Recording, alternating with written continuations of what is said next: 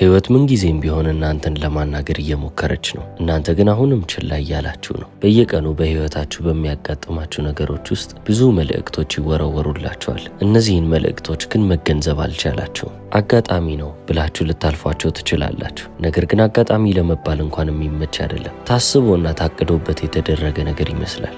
የሆነን ሰው እንዳላናገራችሁትና ረጅም ጊዜ እንደሆናችሁ ታስቡታላችሁ። ያንን ሰው እያሰባችሁት በዛው ደቂቃ ያ ሰውዬ ይደውልላችኋል። ለረጅም ጊዜ ስትጠይቁት የነበረውን ጥያቄ አንድ ተራ የሚባል ሰው ሲመልስላችሁ ትሰማላችሁ። ያንን ሰው አታውቁትም። ያልተመለሰልኝ ጥያቄ ነው ብላችሁ ይዛችሁ ትዞራላችሁ። ድንገት ግን መንገድ ላይ እብድ ነው ያላችሁት ሰው እናንተ የምትፈልጉትን መልስ ይሰጣችኋል። እንደተለመደው አጋጣሚዎች ናቸው ብላችሁ ታልፏቸዋላችሁ። ነገር ግን ውስጣችሁ ደግሞ ከዛም በላይ እንደሆነ ይነግራችኋል። እነዚህ ነገሮች በእንግሊዝኛ ቋንቋ ሲንክሮኒሲቲስ ይባላሉ። የተገናኙ ወይንም የተሳሰሩ ነገሮች እንደማለት ነው። ታዋቂው ስዊስ ሳይካያትሪስት ካርል ዩንግ ሲንክሮኒሲቲን ትርጉም ያላቸው አጋጣሚዎች ብሎ ይሰይማቸዋል። ታዲያ አሁን ሲንክሮኒሲቲስ መልእክት ናቸው። ትርጉም ያላቸው አጋጣሚዎች ብለን ልናስባቸው እንችላለን። እናንተን ወደ የሆነ ቦታ የሚመሯችሁ ወይንም ጋይድ የሚያደርጓችሁ ምልክቶች ናቸው። በጥንት ጊዜ ይኖሩ የነበሩ አባቶቻችን ይህንን ነገር በደንብ ያውቁት ነበረ። ሚስቲክ የሚባሉት ሚስጥራዊ የሚባሉ እውቀቶችን ማወቅ የቻሉ ሰዎችም ይህንን ነገር ሲያወሩት እንሰማለን። ወደ ዘመናችንም ስንመጣ ሳይኮሎጂስቶች፣ ሳይኮቴራፒ ላይ ያሉ ሰዎች ስለዚህ ነገር ሲያወሩ፣ ኒውሮሳይንቲስቶች ሲነጋገሩ እንሰማለን። አሁን ግን ይሄ ነገር አጋጥሞኝ ነበረ ብላችሁ ስታወሩ እቺ ዓለም ለእናንተ እድል ነች ወይንም አጋጣሚ አሊያም ደግሞ ድንገት የተፈጠረ ነገር ነው ብለው እዛው ላይ ነካነካ አድርገው ልብ ሳይሉት ያልፉታል። ታዲያ እነዚህ ሲንክሮኒሲቲስ የተባሉ ነገሮች እየተደጋገሙ ሲፈጠሩባችሁ የሆነ መልእክት መረዳት እንዳለባችሁ መቼስ ግልጽ ነው። ዓለምም እስከ ዛሬ ድረስ በዚህ መንገድ ነው የምትንቀሳቀሰው ተብላችሁ የለመዳችሁበትን መንገድ የተሳሳተ መንገድ እንደነበረ ግልጽ እየሆነላችሁ ይመጣል ማለት ነው። ስለዚህ እኛም በዛሬው ቪዲዮ ሲንክሮኒሲቲስ ሲባል ወይንም እነዚህ ትርጉም ያላቸው አጋጣሚዎች ምን ማለት እንደሆኑ እንመለከታለን። ከመጀመሪያው ካስተዳደጋችን ከተመለከትን ሁላችንም ቢሆን እነዚህን ምልክቶች ኢግኖር እንድናደርግ ወይንም ችላ እንድንል ተደርገን ያደግነው። ይቺ ዓለም የሎጂክ የፕሬዲክቲቢሊቲ እና የስትራክቸር ዓለም ነች። ስለዚህ ሁሉም ሰው በዚህ መንገድ እንድናስብ ይጠብቀናል። ራሽናል በሆነው ወይንም ደግሞ በሚያመዛዝነው አይምሯችን ህይወትን እንድንመራ ይጠበቃል ማለት ነው። እርግጠኛ ያልሆንበት ነገር ወይንም ያልጠበቅነው ነገር እንዲፈጠርብን አንፈልግም። የሆነ የተፈጠረ ነገር እንኳን ቢኖር ያ ነገር ለመፈጠሩ ምክንያትን ማስቀመጥ ይኖርብናል ወይንም በምክንያት የተደገፈ ነገር ይሆናል። አለበለዚያ አይምሯችን ወዲያውኑ ነው ሪጀክት ያደርገዋል ማለት ነው። ሪጀክት ሲያደርገውም ደግሞ አጋጣሚ ነው አሊያም ደግሞ ዝም ብሎ ኢማጂኔሽን ነው ብሎ ለማለፍ ይሞክራል። እነዚህ ለራሳችን የምንሰጣቸው መልሶች ግን ጥልቅ ከሚባለው ሜሴጅ ወይንም መልእክት እያራቁን ቢሆንስ? ወደ ልጅነታችሁ ልመልሳችሁ። ምክንያቱም ንጹህ ወረቀት የነበራችሁት የዛኔ ነው። ነገሮች እንዴት እየተገጣጠሙ እንደሆነ ትመለከታላችሁ። የውስጥ ድምጻችሁ ወይንም ኢንቱዊሽን በደንብ ይሰራል። ልባችሁ የተሰማውን ነገር ብቻ ነው የምታደርጉት። ያ ነገር በእናትና በአባቶቻችሁ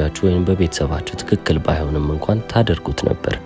ከልጅነታችሁ ወጣ ብላችሁ እነዚህን ነገሮች ኤክስፒሪየንስ ስታደርጉ ወይንም ሲያጋጥማችሁ ምናልባትም ይሄ ነገር እንደሚፈጠር አውቄ ነበር፣ ውስጤ ነግሮኛል ስትሉ አይ ዝም ብለህ ነው ወይንም ዝም ብለሽ ነው ተብላችሁ አታውቁም? ዓለም ከሚሄድበት መስመር ጋር እየሄዳችሁ ስላልሆነና እየተጣጣማችሁ ስላልሆነ በእንደዚህ አይነት መልስ ይቀበሏችኋል። እንደነዚህ አይነት መልሶችን ከተቀበላችሁና አክሴፕት ካረጋችሁ እናንተም በዚህች ሎጂካል በተባለች እያንዳንዱን ነገር ማወቅ አለብኝ ብላ በምታስበው ዓለም ውስጥ ታስራችሁ ትቆያላችሁ ማለት ነው። ሁሌም ቢሆን ማመንና መተማመን ያለባችሁ መረጋገጥ በሚችሉ ነገሮችና ማስረጃ ባላቸው ነገሮች ላይ ነው ብለው በዚህ ዓለም ውስጥ እናንተን ይህንን አስተምሯችኋል። ስለዚህ እናንተም ይህንን መንገድ ትከተላላችሁ። ይህም በአጠቃላይ ምን ማለት ነው ካላችሁ ውስጣችሁ የሚነግራችሁን ነገር ሳይሆን ውጫዊ የምትመለከቱትን ነገር ማስረጃ ያለው የሚታይ የሚነካ የሚዳሰሰውን ነገር ብቻ እመኑ እየተባላችሁ ነው። ያ ደግሞ ራስን መካድ ይባላል። ምክንያቱም ውስጣችሁን ክዳችሁ ነው ለውጭው ተገዢ የምትሆኑት።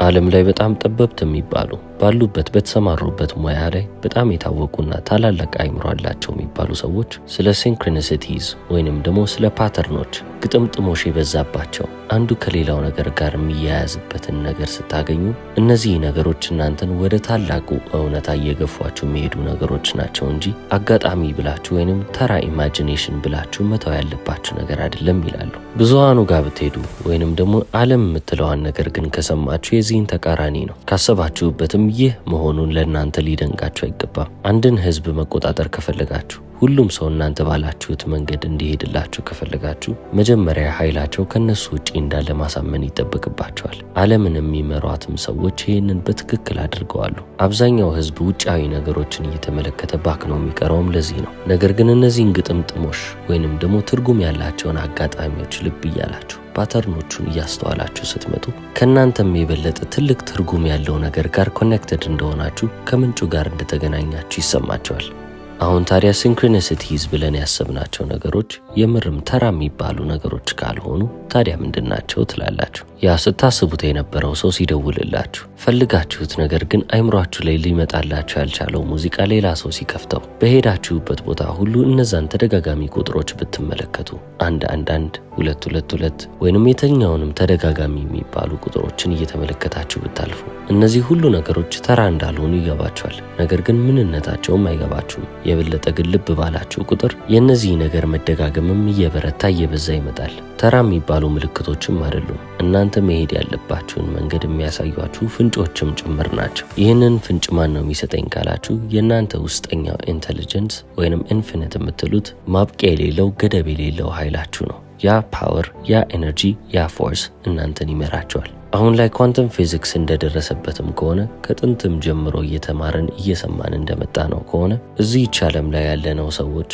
እዚህች ዓለም ላይ ያለን ነገሮች እንዳለ አንድ ነን እንጂ የተነጣጠለን አይደለንም። ሁሉም ነገር ኮኔክት ያደረገ ወይንም የተገናኘ ኤነርጂ ወይንም ኮንሽስነስ ነው። የምታነሱት ሐሳብ እንዳለ ወይንም በአይምሯችሁ ላይ የሚመጡ ሐሳቦች እንዳለ ስሜቶቻችሁ፣ ትኩረቶቻችሁ፣ ዓላማዎቻችሁ በአጠቃላይ የሆነ የሚለቁት የራሳቸው የሆነ ፍሪኩዌንሲ ወይንም መውገድ አላቸው። እነዚህን መውገዶች እየለቀቃችሁ ስትመጡ እቺም ዓለም ሪያሊቲ ዩኒቨርስ ወይንም ህይወት የምትለዋት ነገር ደግሞ ለዛ ፍሪኩዌንሲ ተመጣጣኝ የተባለውን ምላሽ ለእናንተ ትመልስላችኋለች። ምላሹ ምን እንደሆነ እናንተ ላይገባችሁ ይችላል። ነገር ግን እነዚህ ሲንክሮኒሲቲ የተባሉ ነገሮች የነዛ ምላሾች ናቸው። የኮንሽስነሳችሁ ያለበት ደረጃ ማወቅ ያለበትን ነገር በነዛ ፍንጮች መካከል ታገኙታላችሁ ማለት ነው። ትርጉሙ ግን አሁንም አይገባችሁ። መንገዳችሁ መሃል ላይ ግን ይወረወሩላችኋል። ታዲያ እነዚህ ፍንጮችን የማይገቡኝ ከሆነ ምን ይሰራልኛል ብላችሁ ታስቡ ይሆናል። የማይታየውን ዓለም ከሚታየው ዓለም ጋር የሚያገናኙልን ድልድይ ብቻ ናቸው። ከዛ የበለጠ ነገር የላቸውም። በእነዚህ ነገሮች ላይ ያላችሁ እምነት ግን የእናንተን ህይወት በምንም አይነት መንገድ ሊወስደው ይችላል። አሁን ታዲያ ሲንክሮኒሲቲዝ ያልናቸው ነገሮች መልእክቶች ናቸው ካልን እነዚህን መልእክቶች ማን ነው የሚልካቸው? አንዳንዶች የኔ ሃየር ቨርዥን ወይንም ደግሞ ከኢጎ ተነጥዬ ትክክለኛ ማንነቴ ነው ይህንን ምልክት የሚሰጠኝ ይላሉ። አንዳንዶች ደግሞ ኮሌክቲቭ ከሆነው ከአንኮንሽስ ማይንድ ነው የመጣው ይላሉ። ሌሎች ደግሞ ከፈጣሪ ነው በውስጥ ያለው ወይንም ደግሞ ኤክስተርናሊ የሚያስቡት ከኔ የተነጠለ ፈጣሪ ያለው ቢያስቡም እንኳን እሱ ምልክት እየሰጠኝ ነው ብለው ያምናሉ። ስለ ሲንክሮኒሲቲዝ አንድ ማወቅ ያለባቸው ነገር ቢኖር ምንም ተራ የሚባል ነገር እንዳልሆኑ ነው። እዚህች ዓለም ላይ ተራ ተብለው የሚታሰቡ ነገሮች እንዳለ ተራ አይደሉም። ሁሉም ነገር ዲቫይን የሆነ ዓላማ አላቸው። መለኮታዊ ዓላማ ማለት ነው። ልብ በሉ ወይንም አስተውሉ የሚል አይነት ምልክት ነው የሚመጣላችሁ። ሁሌም ቢሆን የሰው ልጅ አውቶ ፓይለት ላይ ወይንም ደግሞ ዲፎልት ሞድ ላይ ሆኖ ነው ህይወትን እየመራ የሚገኘው። ያ ደግሞ ትክክለኛው መንገድ አይደለም።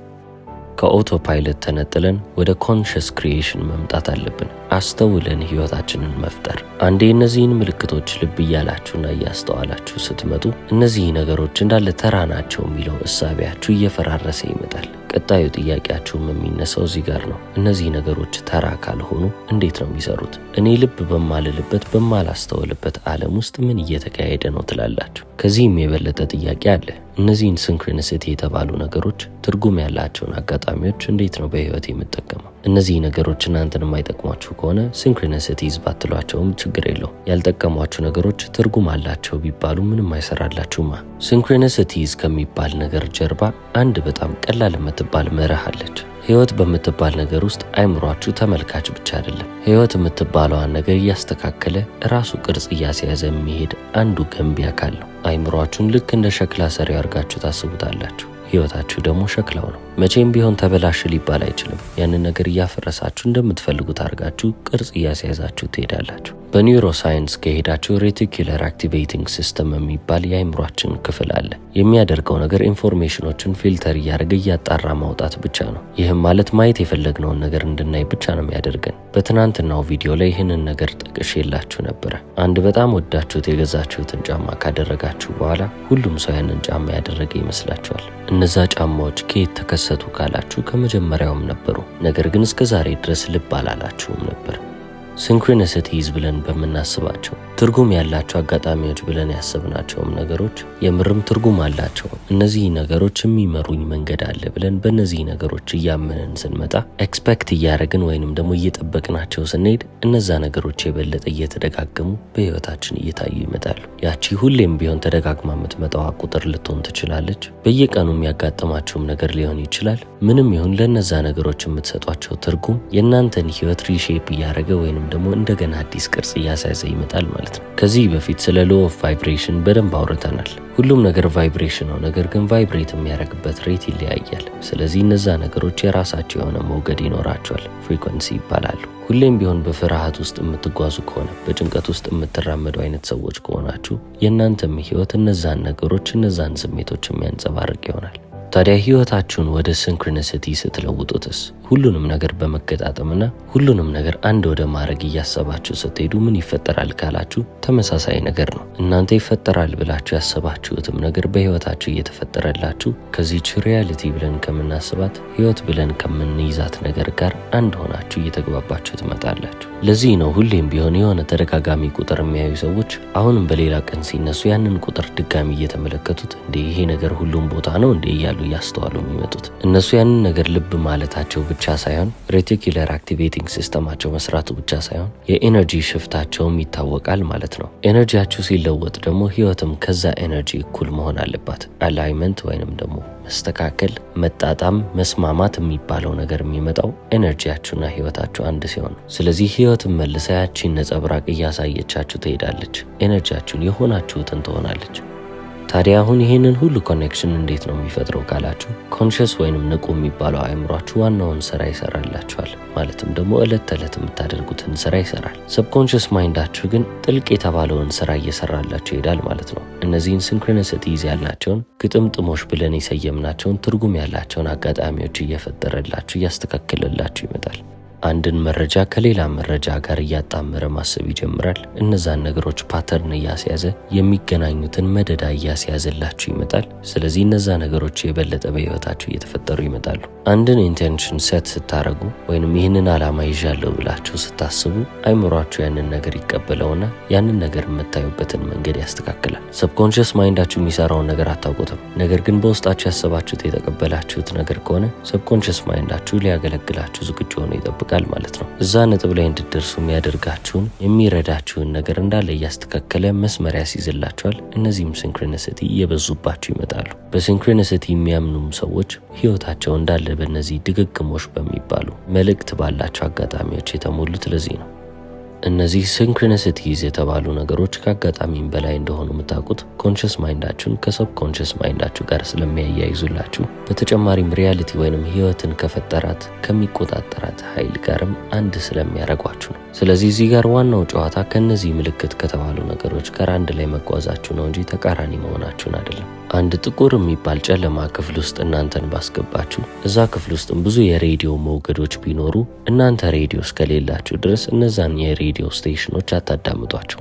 ሬዲዮ ቢኖራችሁ እንኳን እነዛን ትክክለኛ ሞገዶች እስካላገኛችሁ ድረስ የሬዲዮ ጣቢያዎቹ የሚሉትን ነገር ልትሰሙ አትችሉም ማለት ነው። ሲንክሮኒሲቲዝ ማለትም ይሄ ነው። እናንተ በህይወታችሁ እነዚህን ነገሮች እየተመለከታችሁ ካልሆነ እነዚህን ዌቮች ማንበብ ተስኗችኋል ወይንም እዛ ደረጃ ላይ አልደረሳችሁም ማለት ነው። ይህ ማለትም ደግሞ በጣም ቀላል ነው። ከሰርቫይቫል ሞድ መውጣት አለባችሁ። የሰው ልጅ ክሪኤሽን ሞድ ላይ ወይንም የፈጠራ ዓለም ላይ ሲገባ ነው ይህንን ሁሉ ነገር ኤክስፒሪየንስ እያደረገ የሚመጣው። እንደ እንስሳ እየኖርን የምንሄድ ከሆነ ዛሬ ለመትረፍ ነገም ለመትረፍ እያስብን የምንሄድ ከሆነ እዚች ህይወት በተባለችዋ ነገር ላይ ተመልካች ሆነናል እንጂ የዛችን ህይወት የምንሰራ ሰዎች አልሆንም። እየሰራን ነው፣ ነገር ግን እንደምንሰራ ልብ አላልንም፣ ትተናታል። በሲንክሮኒሲቲ የሚያምኑ ሰዎች ወይንም ምንም ነገር አጋጣሚ ሊሆን አይችልም ብለው የሚያስቡ ሰዎች የውስጥ ድምጻቸውን የሚያዳምጡ ሰዎች ናቸው። ምክንያቱም አንድ ነገር ድጋሚ ስለተፈጠረ ወይንም ይሄ ነገር ምልክት ነው ብለው የሚያስቡትን ነገር እንዳለ አይስቱትም። ትርጉሙ ምን እንደሆነ እኮ ላይገባቸው ይችላል። ነገር ግን የሆነ ማድረግ የሚፈልጉት ነገር እንዳለና ወደዛ እንደሚመራቸው ያምናሉ።